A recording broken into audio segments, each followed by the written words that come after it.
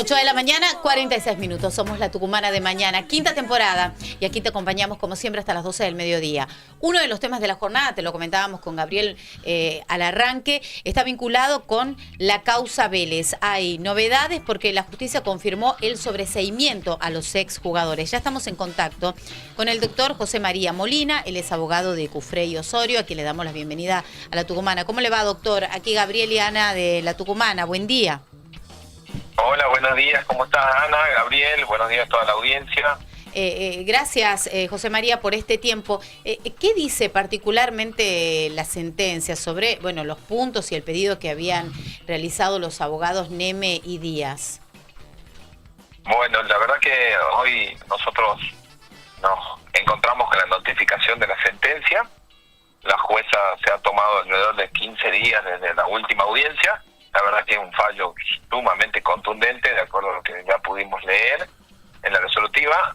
La jueza ha hecho distintos tipos de valoraciones, ha desarrollado no solo los argumentos que han dado la querella, como así también las contestaciones en cuanto a la valoración del fallo del Paz Almonacid que había hecho la defensa, claro, sino que ha sido importante en distintos puntos de cómo ha valorado distintos tipos de evidencia digital, mensaje espontáneo, las pericias psicológicas, la resignificación inducida, los registros de las cámaras de seguridad, los testimonios y la manipulación de pruebas.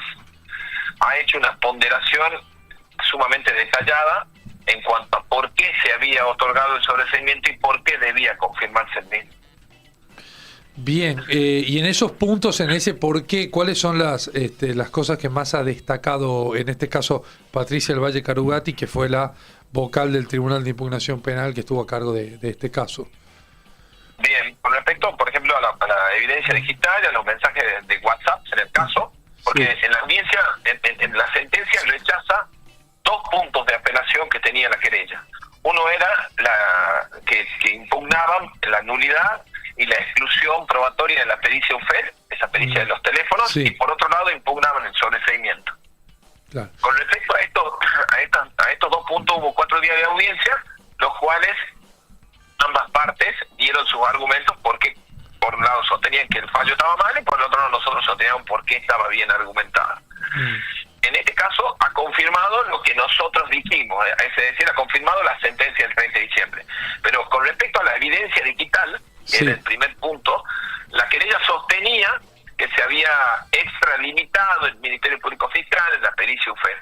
Entonces uno de sus argumentos era porque habían utilizado mensajes que hacían a otro contexto que no sea la causa. Nosotros contestamos que esta pericia desde su origen se da por la complicación que teníamos al obtener por parte de quien denunciaba un supuesto delito la corroboración periférica de esos elementos de WhatsApp que decía. Claro, sí, nosotros habíamos tomado conocimiento de la existencia del audio y no lo podíamos obtener por otro medio, porque no, la persona que lo tenía el audio, que había recibido el audio, esta chica Castelote, no lo quería aportar y había reconocido haberlo borrado. Entonces tuvimos que ir a distintas etapas de audiencia en donde solicitábamos de a poco ampliaciones de la pericia UFED.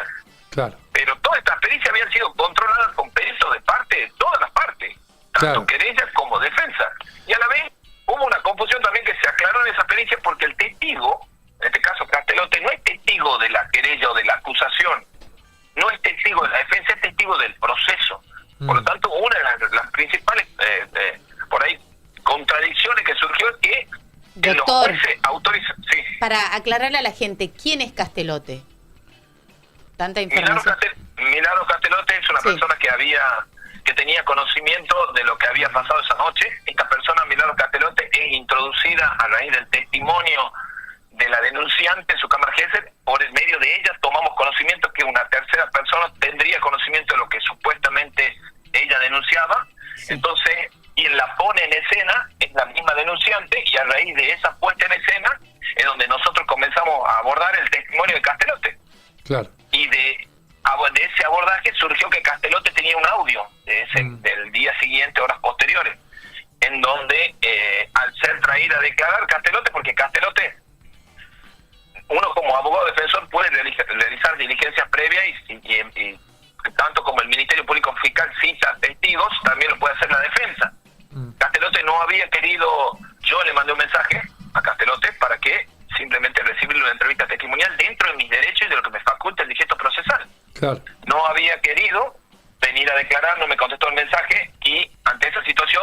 ante un auxilio judicial al juez para que le diga a Castelote que preste declaración, porque era mi derecho que podía escucharla y entrevistarla.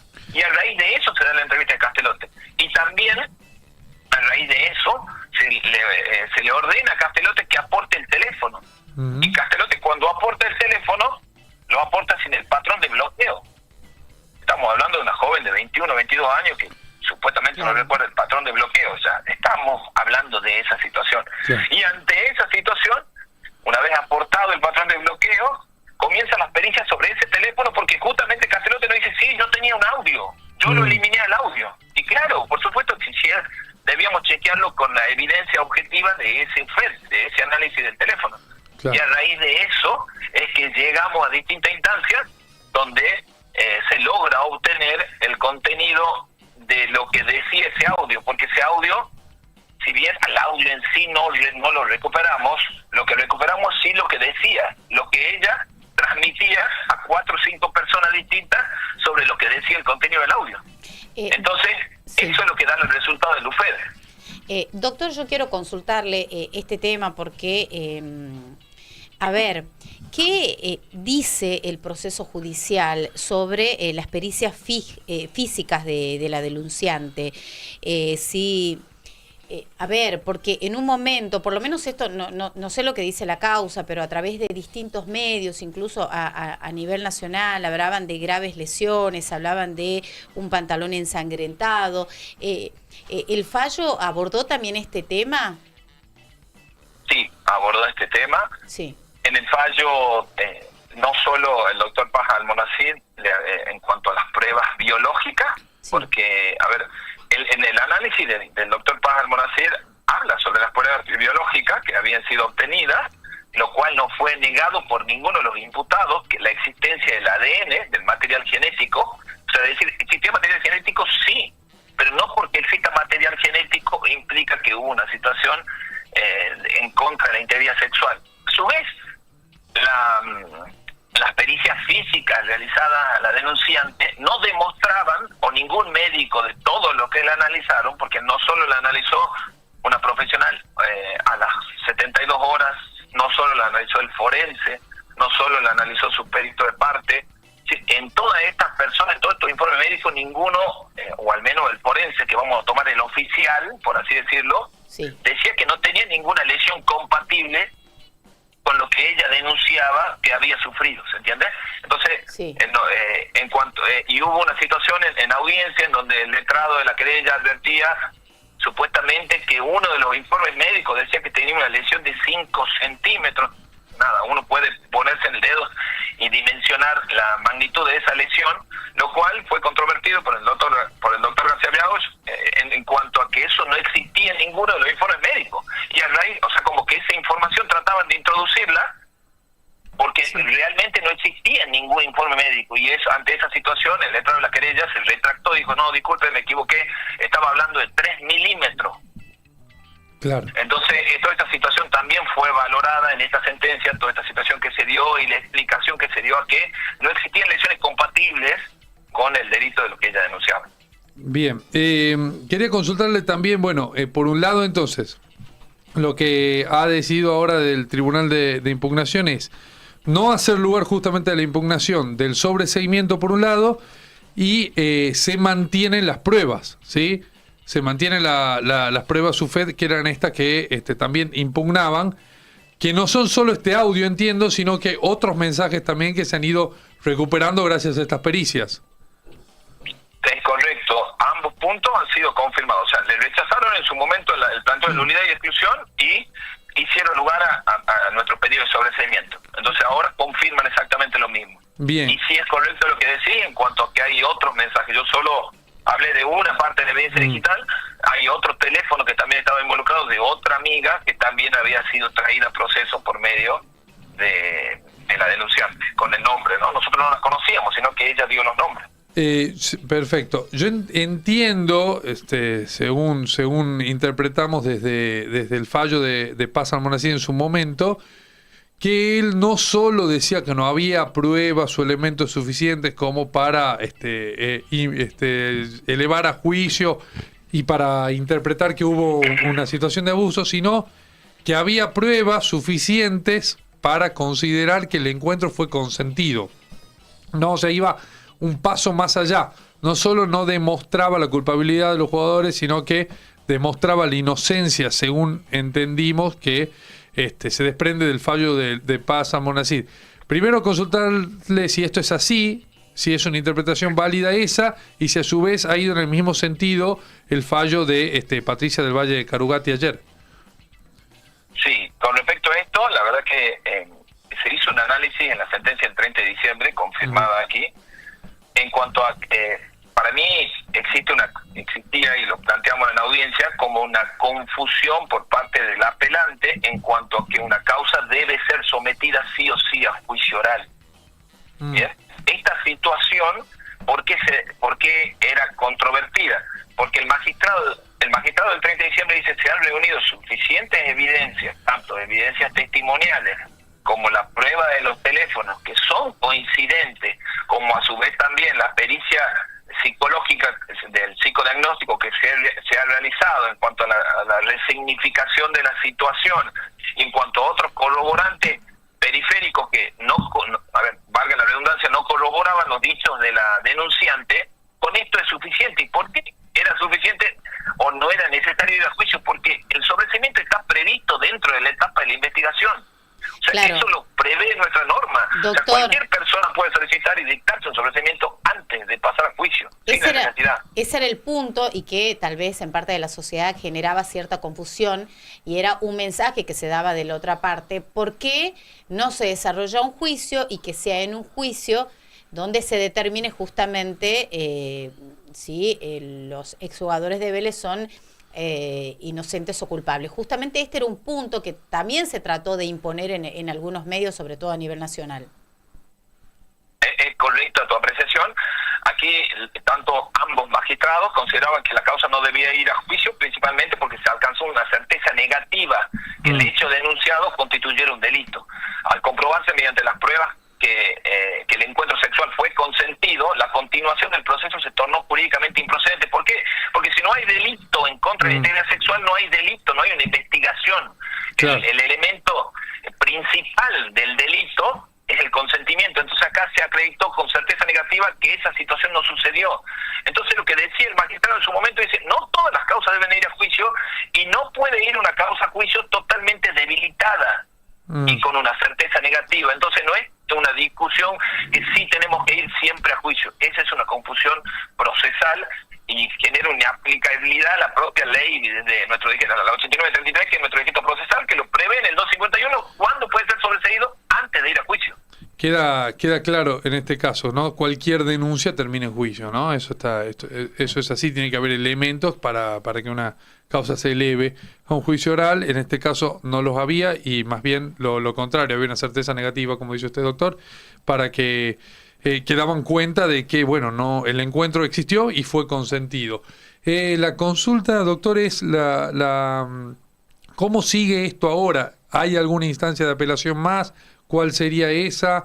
¿Cómo puede seguir el proceso? Un puntito más que me gustaría resaltar, en cuanto recuerdo la sentencia del doctor Paz Almonacid, sostenida ahora por la doctora Carugati, que se aclaró sobre la naturaleza del juicio oral. Se aclaró que el juicio oral no es un ámbito de exploración ni de convalidación simbólica de hipótesis debilitadas, sino la instancia para debatir acusaciones que estén razonablemente fundadas. Es decir, que esta causa no tenía hipótesis razonablemente fundadas. Entonces, a raíz de esto sí, y ante la certeza negativa, sí procede el sobreseimiento, y no procede la realización de una posterior etapa de juicio oral. No es. Concluyo en que no todas las causas tienen que terminar el juicio oral. Bien, y con respecto al proceso de aquí en adelante, claramente quedan instancias recursivas, que veremos. En este caso sería la Corte de la provincia, o sea, el máximo tribunal de nuestra provincia, y en el caso que la Corte de la provincia confirme esta resolutiva, sería el recurso extraordinario, siempre y cuando sea admisible dentro de lo previsto por la materia federal, un recurso ante la Nación. Serían 2 días más que quedarían pendientes, pero bueno, ya veremos que si son admisibles o no estos recursos. Ahora ya la admisibilidad se encuentra sumamente reducida. Ahora no todo planteo resulta admisible siempre y cuando no se justifique la cuestión federal. Ah, bien. O sea, seguramente la apelación en la Corte Suprema de Justicia sí se va a dar, pero después hay que ver si es admisible que pase a fueros federales, digamos. Correcto, sí, bien. Así es. Perfecto. Y en ese caso, agotadas estas 2 vías, la causa queda cerrada. Sí, totalmente. Queda cerrada. Lo que sí también tenemos pendiente nosotros, vamos a trabajar sobre eso en esta semana. Quedaron algunas medidas de coerción, si bien disminuidas, si bien habían ha sido notoria la reducción de las medidas de coerción que quedaban, algunos comparendos y demás. Entendemos que en este caso, ante esta sentencia, también deberían cesar todo tipo de medidas de coerción.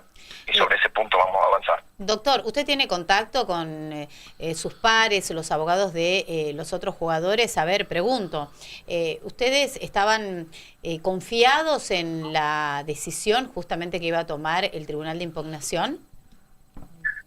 Sí, tengo contacto con mis pares. Por supuesto, hemos trabajado mucho juntos en estos casi, estamos hablando más de 2 años de que surgió todo esto, y fue una lucha constante de todo tipo de cuestiones, en donde claramente valoro y destaco la profesionalidad de mis colegas, tanto de los chicos que pertenecen a mi estudio, el doctor García Viagos y la doctora Antoniela, como Camilo, Florencia y el doctor Ernesto Baclini.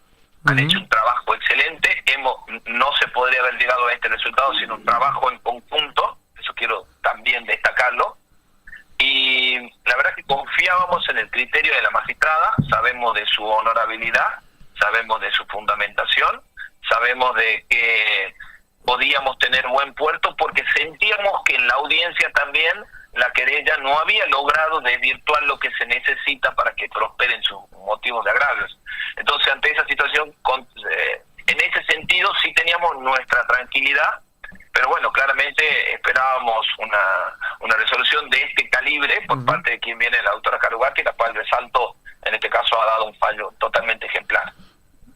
Doctor, agotadas las vías y con la causa, o sea, cuando se agoten las vías y si la causa se llegase a cerrar, bueno, por el mismo camino que va ahora, no sé si lo tienen previsto, pensado, pero yo le consulto más que nada si caben contrademanda, ¿no? Teniendo en cuenta que hubo daños, hubo perjuicios, que los hay, de hecho, para los jugadores, ya no son jugadores del club en el que estaban, si podría caberle una denuncia, por ejemplo, al club, por en su momento haberlos aislado y haberlos dejado sin trabajo, si podría haber denuncias para con la denunciante o parte de su entorno, teniendo en cuenta que bueno, que también se han causado algunos perjuicios para los deportistas, ¿no? ¿Podría haber, cabe en ese tipo de contradenuncias?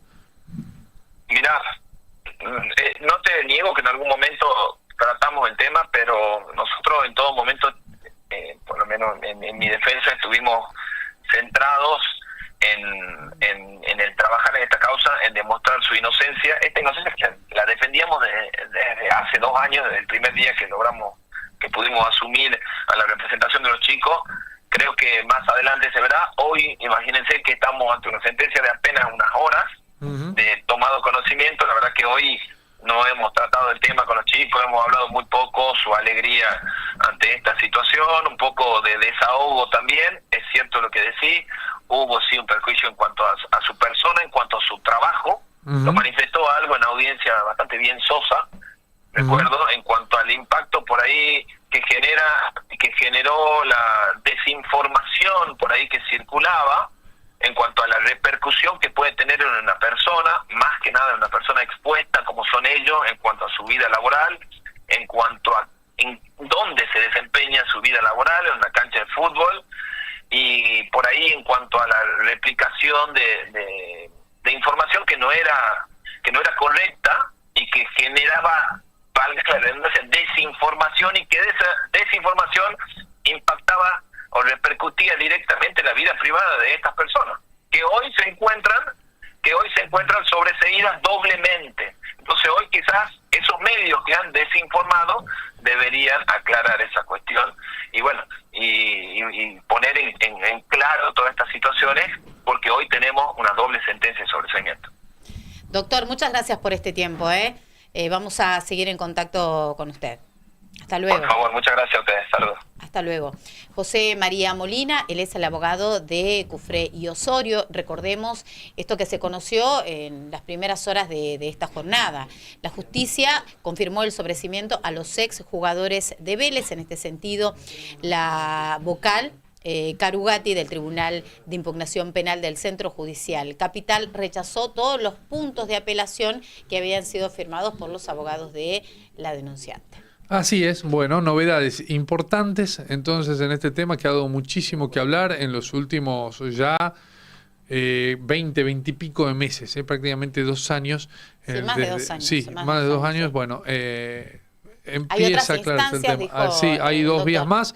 Una de ellas es la Corte Suprema de Justicia de la provincia y después, si es que hay admisión, pasar a la Corte Suprema de Justicia de la Nación, ¿no? Vamos a ver qué sucede. Muy bien, pasan 7 minutos de las 9 de la mañana. Somos la Tucumanidad hecha radio. Somos la Tucumana. Nos vamos a la pausa, ya venimos. Desde Tucumán para el